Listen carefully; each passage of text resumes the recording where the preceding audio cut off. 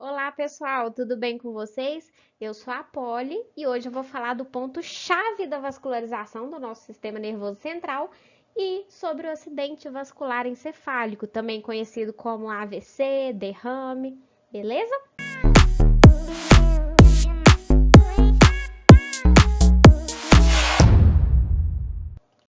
Mas antes, eu vou contar uma pequena história para vocês.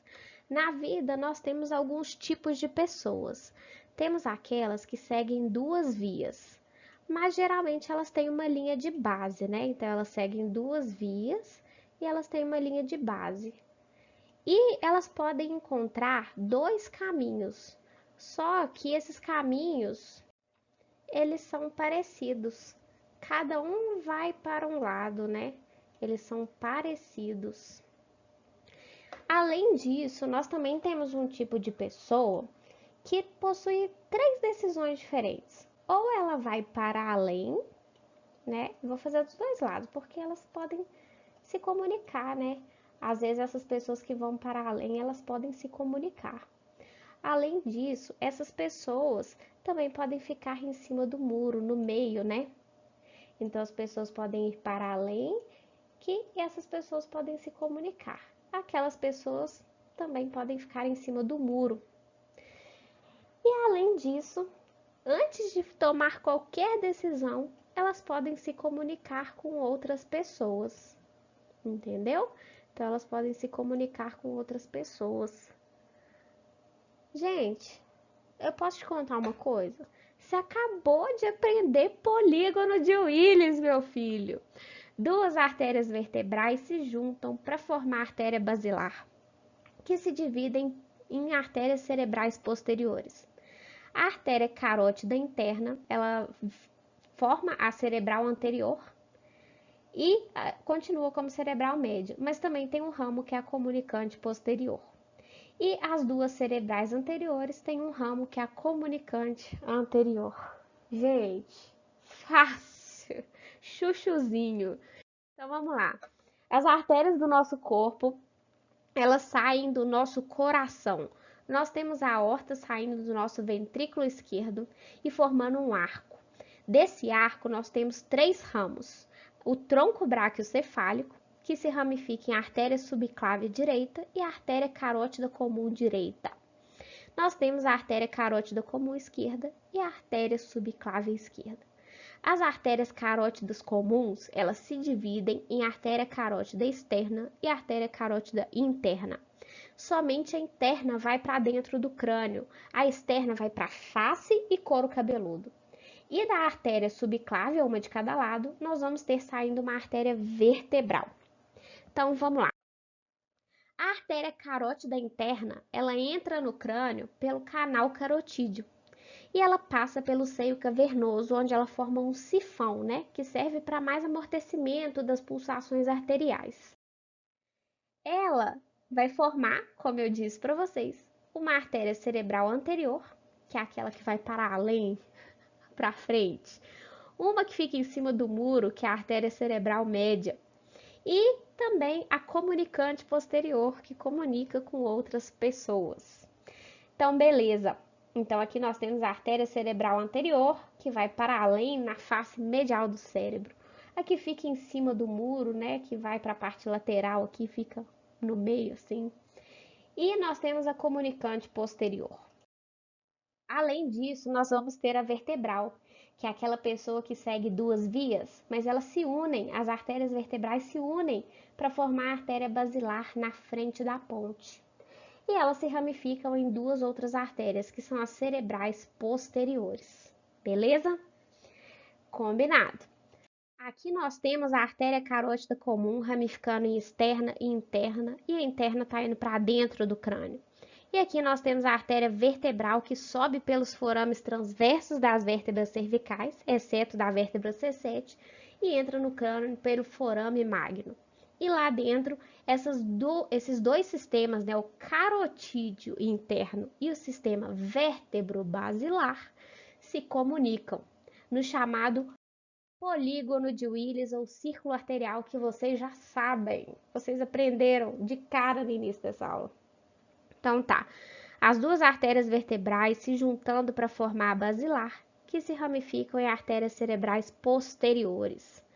Aqui, a artéria carótida interna libera uma artéria cerebral anterior e continua como cerebral média. Libera também uma comunicante posterior, que vai ligar a artéria carótida interna com a cerebral posterior, isso dos dois lados. E as duas cerebrais anteriores vão se ligar pela artéria comunicante anterior. Aqui nessa imagem é só para mostrar para vocês que a artéria cerebral anterior, ela vai para a face medial do nosso cérebro. A artéria cerebral posterior, ela segue inferiormente ao lobo temporal e vai lá para o lobo occipital, onde é a região principal da nossa visão. Aqui tem a região principalmente de membros inferiores.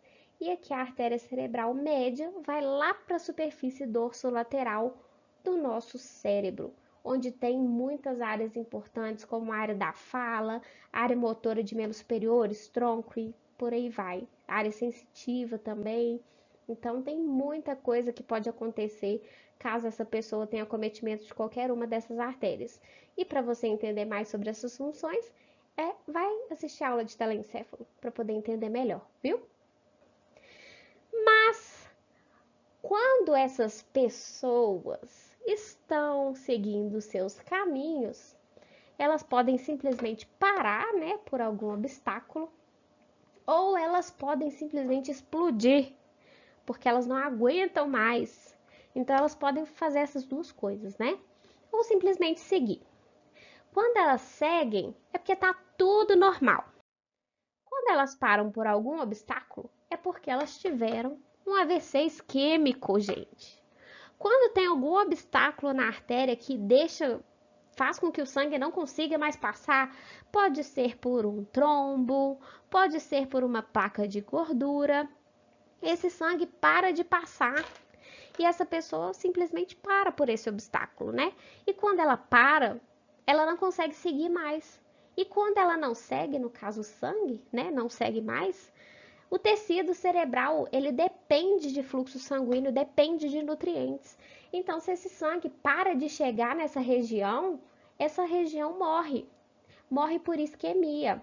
Então, aqui nós temos um exemplo de um infarto da artéria cerebral média. A artéria cerebral média, ela vai para a face dorsolateral do nosso cérebro. A artéria cerebral anterior vai para a face medial do nosso cérebro. E a artéria cerebral posterior vai principalmente para o lobo occipital.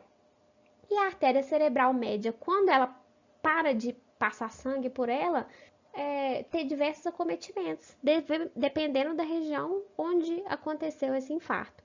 Em geral, a artéria cerebral média é responsável por danos principalmente em membros superiores. E se for um infarto do lado esquerdo, como por exemplo nessa imagem, a pessoa pode ter déficit na fala, porque acomete a área da fala, né? Para entender isso, vocês precisam ver a aula de telencéfalo, viu? Então tá. Mas essa pessoa, ela pode explodir no meio do caminho. E quando ela explode, no caso, né, quando tem um aneurisma, essa artéria, ela possui uma dilatação anormal do vaso e ela pode explodir, romper. Esse aneurisma pode romper e sangrar por todo o cérebro. O oxigênio vai parar de chegar da mesma forma. E essa pessoa vai ter um acometimento chamado AVE hemorrágico, acidente vascular encefálico hemorrágico. Então, quando tem um obstáculo no meio do caminho, é o AVC isquêmico. Quando essa pessoa explode, sai sangue, é um AVC hemorrágico. Então, uma das causas de um AVE hemorrágico, né, AVC tanto faz, mas o mais correto é AVE, essa pessoa ela vai ter, uma das principais causas, né, é o aneurisma. Mas também, essa pessoa, aqui só para mostrar para vocês, uma imagem onde tem locais comuns onde aparece aneurisma. E a maioria deles é no polígono de Willis, que é justamente a estrutura arterial que a gente aprendeu nessa aula de hoje. Aqui, só para mostrar para vocês um aneurisma da artéria comunicante anterior. Mas essa pessoa também pode ter uma outra forma de sangramento. As malformações arteriovenosas, que são comunicações anormais entre esses vasos cerebrais, eles sangram muito fácil. Então, isso pode gerar um AVE hemorrágico. Então, nós temos AVE em que as pessoas possuem um obstáculo, em que as pessoas explodem, tá? Então, o obstáculo, AVC isquêmico, e hemorrágico é a pessoa que explode. Beleza? Deu para entender? Isso foi uma forma bem didática para vocês entenderem a importância gigante da gente saber e conhecer as artérias do nosso sistema nervoso central. E para vocês entenderem a diferença de AVC isquêmico e AVC hemorrágico. Espero que vocês tenham gostado. Muito obrigada por me assistirem até aqui. Me sigam lá no Instagram também, tirem suas dúvidas, estou aqui à disposição. Muito obrigada e até a próxima.